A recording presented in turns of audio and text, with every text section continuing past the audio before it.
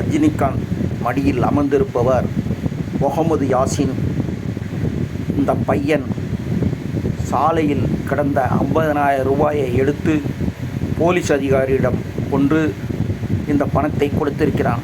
உடனே அந்த காவல் அதிகாரி, ஏன் இந்த பணத்தை நீ வைத்திருக்கவில்லை என்று கேட்டார். அதற்கு அந்த யாசின் பதிலளித்தார், இது யாரோ ஒருவர் கஷ்டப்பட்டு சம்பாதித்த பணம் என்று, அதனால் அவர்களிடம் கொண்டு போய் சேர்க்க வேண்டியது உங்களுடைய கடமை என்று கூறினார்.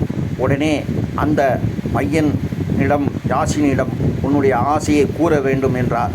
அதற்கு அவன் ரஜினிகாந்த் அவர்களை சந்திக்க வேண்டும் என்று சொன்னார். உடனே குடும்பத்துடன் காவல் அதிகாரிகள் ரஜினிகாந்தை சந்திக்க ஏற்பாடு செய்து சந்தித்தனர். சந்தித்த உடனே யாசினை மடியில் தூக்கி வைத்து அவருடைய முழு கல்வி செலவையும் நான் ஏற்றுக்கொள்கிறேன் என்று உறுதியளித்தார்.